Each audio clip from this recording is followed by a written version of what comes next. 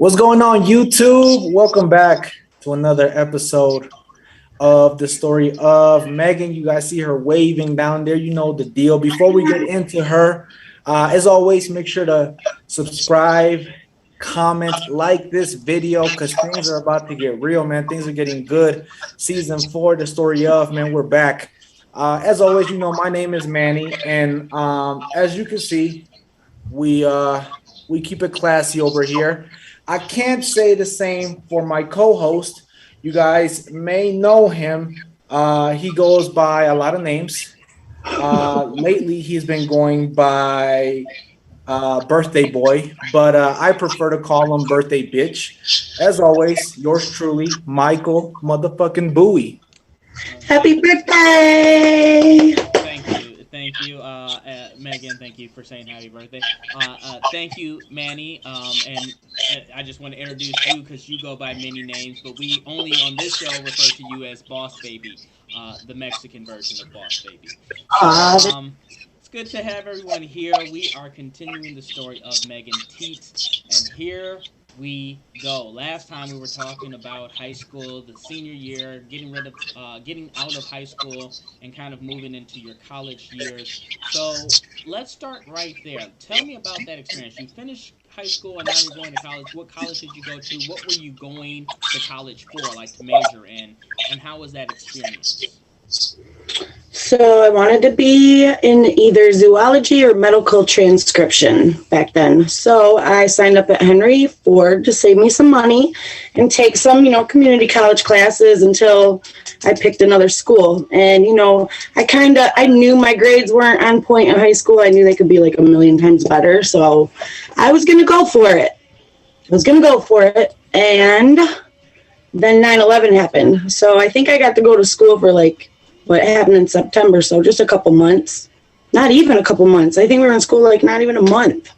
And I remember just taking that day off of school and thinking I'm never going back. I'm not going back there. I'm not going back. I'm not going back. I'm not going back. And it was kind of naive because we weren't expecting it and we were really young back then. But I just thought, culturally, Henry Ford, I was wrapped up in all that culture and stuff. So it didn't really matter when I went back to school after that, a couple days. I went for a couple days before I finished the semester.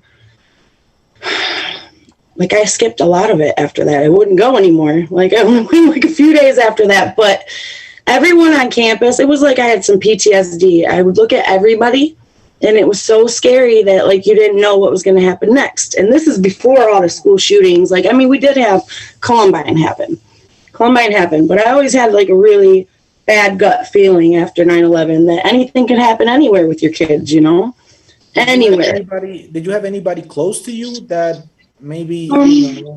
Yeah, well, I went and lived with my dad's new girlfriend. Her name's, Vicky. She's the best stepmom in the whole world. I meant in 9/11, that somebody that passed away because of, or... Oh, no, but shoot, I'm empath. I felt, it was just terrible. Terrible. Just seeing something like that happen and then not being able to do something to stop it and not being aware. I was young and I knew at that point I was naive and I need to be more careful with my life. But yeah, the school thing, I really just, that ruined the whole first semester of college for me. So I met my kid's dad right before the end of that semester and ended up getting knocked up a few months later.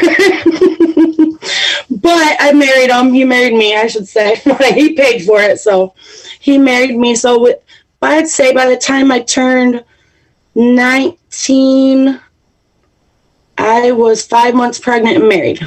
So let me ask you this, being that young and dealing with that, I know a lot of 19-year-olds that they come out and they don't know what they're doing. They're not ready for that adulthood. They're not ready for those decisions. They think they are, especially this day and age, this generation. They think, I'm an adult, I can handle my stuff. And I'm like, bro, I'm way older than you, and I'm still trying to figure it out. So being that young, being married, being knocked up and having a kid, how did that weigh on you emotionally and physically? What were you going through? How did that weigh in?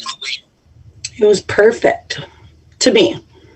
I thought it was perfect because, with my grandma involved in my life, she always taught me a lot of the traditional things. And, she was a really good wife, and she was very, very good as far as guiding me that way. So I was determined just to be a good woman, a good wife, a good mom, a good person, and a good friend. Like, that was my main goal after I got out of high school, was just to make sure I went out of this world like that and I'd be happy. So I loved it. Where did you guys stay? Like a house, an apartment? Mm-hmm. Yeah. Were you working? Were either of you guys working? My grandmother actually owned some rental properties in Dearborn Heights, so I pretty much, our first apartment together before Dominic was born, my oldest, was just a little upstairs, upper level apartment on one of her houses. And after maybe 2 years, we went ahead and made an offer on it and bought that from her. So then we had the whole house. And that was nice because then baby number 2 came, Declan, my middle child. How did your parents react, though? I mean, Michael just asked you about how you felt being that young, but how did your parents react? I mean, did they? Well, I didn't really speak to either of them during this time. I mean, my dad, I lived with his girlfriend, but really, he wasn't around too much. He works a lot. So it was just me and her. That was cool. And I really didn't have to deal with them. I didn't talk to my mom till way down the road when my daughter was born, I believe, maybe just before she was born. And my dad, he was around here and there, but he wasn't being like the best. They weren't being good grandparents, I'll tell you that much. But how are they going to be if they're not being good parents? So they weren't ready yet. They weren't ready yet. That's what we're getting. Found out though, were they upset? Were they happy? Who knows? I don't think anyone. I mean, I don't think they were. It was kind of like, well, I'm not surprised.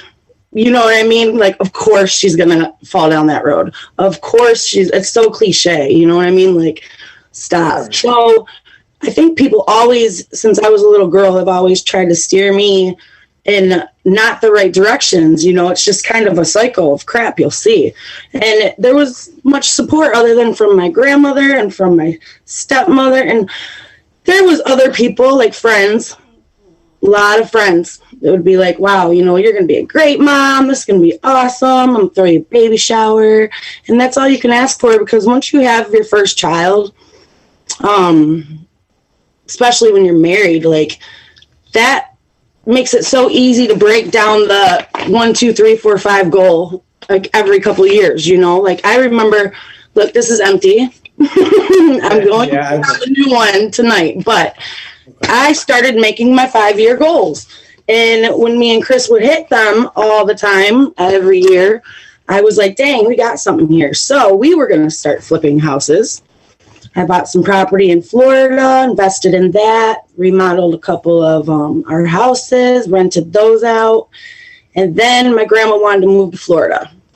Now, my grandmother, she had a business in her house. She had a business, vitamin and, skincare business in her house. So, and fully stocked shelves too. So I agreed to take care of the business and pay her mortgage while she moved down to Florida. So now this would be a big investment for me. It was a very beautiful long brick ranch. It was just like the perfect house to raise your family in, right?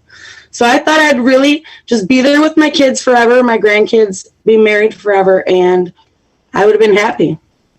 Yeah, that sounds like a good plan. So I have a question that kind of looks at not only you being young and having a kid, but also looking at the story of Maegan Tietz, where you have come from up to this point. You have a kid. It's your first kid, 19 years old. And in your story, we were talking about how your mother and your father, how there was drugs and parties and everything else. Now you're a parent. So yeah, you're supposed to repeat that, right? How do you evaluate that? Like, what did you try to steer away from that and kind of be your own person? How did you try and impose that within raising your first kid, so not to make the same mistakes? Right. Well, something came over me, and I think that's got a lot to do with the mother's instincts. I think it really does, because my grandma always taught me, like, in the end of days or when things start getting bad or your life's in chaos, just remember, like, women are supposed to lose their natural affections towards their children, and this is prophesied, and this is, a spiritual thing, and that's a sign of the times. So when she taught me that as a young woman, I carried that with me, and I just knew there was a gift there, and that, I felt it the minute I had the kid. So it was there, and it's still in my gut every day with those kids, every day. But, so yeah, what I would say is, I was a good mom. I'm not the best mom in the world. I'm not the greatest, but I'm a good mom, and I love the crap out of my kids. And breaking the cycle and the chain of that was very important to me, because I would never pass any of that bull crap onto them, at least knowingly. Here's the bigger question I have. Being that young individuals make mistakes all the time. What were some mistakes that you feel you made as a new mother at a young age? What were some of the mistakes you made? If you could go back in time and change some of those things, what were the things that you did wrong that you said, man, I would have done this differently? Can't remember, not one thing. Well, what are some things you would say that you definitely did good? That some things that you were like, my parents used to do this, I'm not going to do it. Instead, I'm going to do this. That's a positive influence on your children's life. What has been a positive influence that you've personally implanted, that you've personally planted the seed onto your children? Okay. Well, this comes along with trusting their dad too, because he was a really good dad when we started this out, and he was very supportive. So, like, on a normal daily basis, I would definitely breastfeed Dominic. I didn't do the immunization shots. I gave him his vitamins. When other kids were getting sick for 2 weeks, I'm giving, my kids this liquid vitamins that grandma told me to always use, and they would be over it in 2 days. But they all were playing together, getting the same cold. So I just saw what worked. I listened to everything that she told me. I think I absorbed it. I knew who at least was the best mom I knew, But we would, me and their dad would a lot of times, I'd be making dinner, he'd come in from work, he'd scoop up the kids and go play until mom's done with dinner, and then we eat, and then we all just chill out, play, and go to bed. And then on the weekends, we would take all the kids, throw them in the car. We started with Dominic first, and we would be up to his grandma's house in Grayling, like up north. Every weekend, sometimes every other weekend, we had no problem taking the kids everywhere and anywhere we went and doing family stuff. Like, we were 2 young kids, but we were excited to be parents, like this was good stuff. This is where you get to feel better for all the crap you went through as a kid, and then you get to make your kid's life better. Like, it's the ultimate bestest day you could ever have. Absolutely. It was every day. Absolutely. I want to go back on something before Michael goes on with his question that I know is probably going to raise some eyebrows. But did you say you didn't vaccinate your kids? Nope. Mm-mm. And they're completely fine. They haven't had. Their health, yeah, they're okay. So when they were younger in elementary, catching all the colds. They all go to school together, touch each other. So when they were younger, yeah, I knew. Grandma told me. My grandma was. She was huge into minerals and vitamins and healing and natural stuff first, so that you can handle things like these vaccines, and don't have as many adverse effects. And, I've asked a lot of doctors questions such as, like, if I don't immunize my child right away, then, how old can they be before they get them? Like, when's the cutoff? And the doctors and nurses would say, well, there's no cutoff. They can get them whenever they want. So I'm like, okay, well, then I chose to wait a couple of years, see if anything crazy came around as far as diseases. And, if something came around, I would definitely get them their shot. That's kind of how I had it in my mind. But doing the research and knowing what she said way back in the late 70s, early 80s to everyone was the metals in these shots. It's like the metals. Some of the stuff in there has got to change, but not the name of it. actual ingredients scare the shit out of me. But so does it in our air, our water, our food. Right. So baby food, let me tell you, baby food, as a new parent, as a good parent that you're trying to do everything perfect, baby food disgusted me. So I would make Dominic, like, whatever we were eating for dinner, I'd make sure it would have all his food groups in it, and I'd throw it in the blender with a little formula, and he would get what we were eating every night. So I loved cooking. Like, I could cook some stuff in the oven and on the stove. I can cook. Grandma taught me that. So I think I'm her granddaughter, you know? It's in the blood. I think I had asked a question. I'm not sure if you answered it as far as where you guys were working Okay. in order to, provide for a child. What kind of jobs at 19 were you guys working to have a place and manage survival? Well, you know, I got to be a stay-at-home mom. So I was very blessed and lucky, and I thought that was the best job in the world. Now, once I got the opportunity to run my grandmother's business, that taught me a little bit more when I had to run that on my own when she left. But in the beginning, their dad started through a friend of my dad's at a place that services and sells EDM machines, and EDM machines cut with water. They're pretty badass. They're big machines you can like walk inside. So Chris started pushing the broom and mopping and making $10 an hour with this company. And within, I'd say 3 months, he was already a service tech engineer. And they had him on the road making anywhere between 25, 30 bucks an hour within 3 months. It was cool.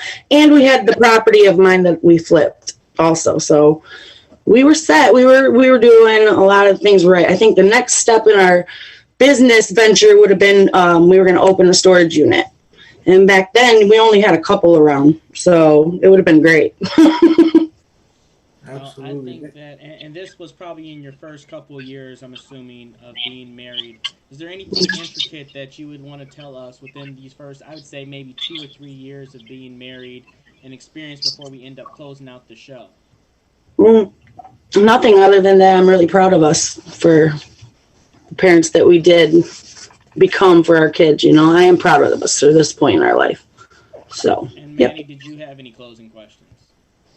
I did not. I mean, it sounds like you guys had it going really good for you. I mean, it sounds almost like a fairy tale story. I mean, you know, loving parents, good children, good health. What more can you ask for, right? Yeah, you learned all the bad stuff, so you always know what not to do, what kind of people to look out for, how to protect your family. Like, I'm so protective. My boys, you know, they act like they don't like it, but they like it.